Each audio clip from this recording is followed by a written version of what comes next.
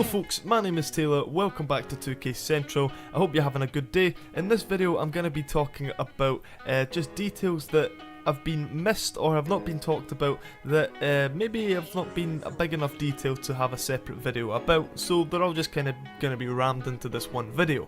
So with all the exciting news about customization, story DLC, street races coming from PAX West, we're still getting one major question from some of you regarding the option to free roam after completing Mafia 3. Now, unlike Mafia 1 and 2, you will be able to free roam after finishing Mafia 3, so anyone you forgot to kill in New Bordeaux can be killed after finishing the main campaign, and if you missed any collectibles you can search the city freely. No more scrolling through chapters to see what collectibles you missed. Thank fuck for that. We've actually known about this for months, but I guess we didn't make a video about it, so here it is.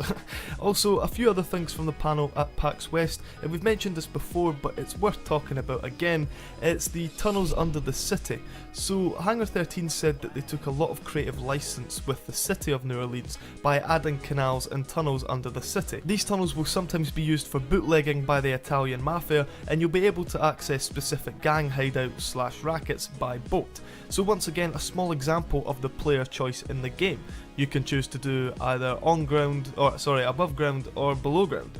The next thing I wanted to mention was police response time. So they also talked about the police in the game, and in almost every game the police have the same response time, meaning they show up within a specific time period regardless of what region or area you're in. But in Mafia 3 the police will have different response times based on what district you're in. So Del Rey Hollow, as an example, where Lincoln grew up, is an area with a high crime rate but a low response rate. Sal Marcano, being rather racist, wants the area to remain underdeveloped to some extent so that the police will rarely respond to crimes in the area, unless it's something major like when Sammy's bar was burnt to the ground. While in Frisco Fields, the police will have a fast response rate to crimes that they'll actually treat Lincoln Clay rather harshly. We have no news on the police pulling over Lincoln for breaking the speed limit yet, but if we do we'll let you know. I think that's the final thing we Mafia fans want from Mafia 3.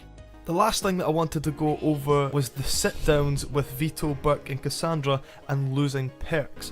Now, they showed some more footage of the sit-down, which is where all three underbosses literally sit down with Lincoln and talk about who should get the racket or district that Lincoln just captured. So in the playthrough they showed during PAX West, Vito had no districts, and if you guys thought Burke was annoyed in the E3 gameplay, Vito was bloody furious and he was just about to betray Lincoln unless he got the district. They did end up giving him it, which made him happy, which in turn made me happy. I can't imagine us going against Vito, that is the worst thing that I could imagine happening. Or maybe you like that kind of change. But it showed us that the whole sit down is a little more complicated than just giving either underboss a district. Obviously we can form friendships and rivalries through our choices, but every district seems to have at least 2 to 3 rackets, and if you give Burke one racket in the French ward and Vito the other, you'll obviously get specific perks from them, but they seem to be based on money earned.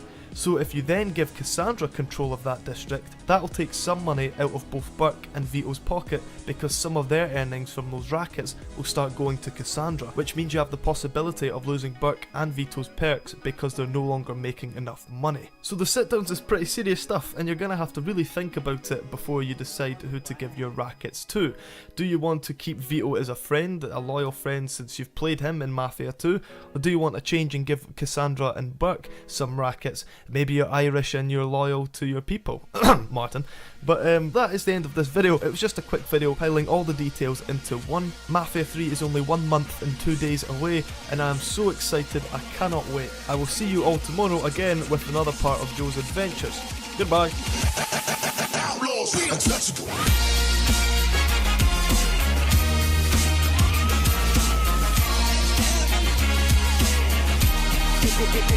Get